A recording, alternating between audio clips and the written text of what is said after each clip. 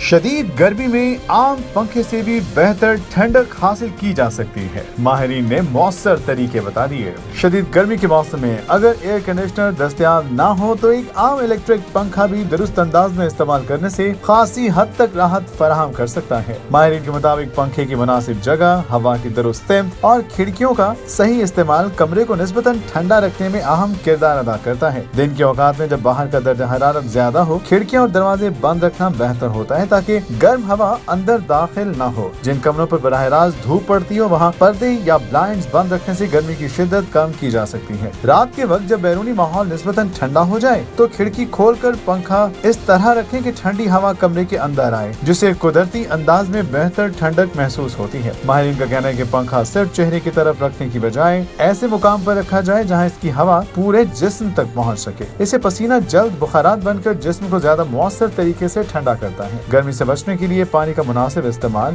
ہاتھوں کو ٹھنڈا رکھنا اور نیم گرم پانی سے غسل کرنا بھی جسمانی درجہ حرارت کو متوازن رکھنے میں مددگار ثابت ہو سکتا ہے۔ ماہرین نے خبردار کیا کہ بچوں پر پنکھے کی تیز ہوا براہ راست نہ ڈالی جائے کیونکہ اس سے جسم میں پانی کی کمی کا خدشہ بڑھ سکتا ہے۔ بچوں کے لیے پنکھا صرف کمرے میں ہوا کی گردش برقرار رکھنے کے لیے استعمال کرنا زیادہ مناسب ہے۔ ماہرین کے مطابق انسانی جسم کا معمول کا درجہ حرارت تقریباً 37 ڈگری سینٹی گریڈ جبکہ جلد کا درجہ حرارت تقریباً 34 ڈگری سینٹی گریڈ ہوتا ہے۔ اگر کمرے کا درجہ حرارت اس سے کم ہو تو پنکھا جسم سے حرارت خارج کرنے میں مؤثر ثابت ہوتا ہے۔ تاہم اگر درجہ حرارت 35 ڈگری سینٹی گریڈ سے تجاوز کر جائے تو صرف پنکھے پر انحصار کرنے کی بجائے دیگر حفاظتی تدابیر بھی اختیار کرنی چاہیے۔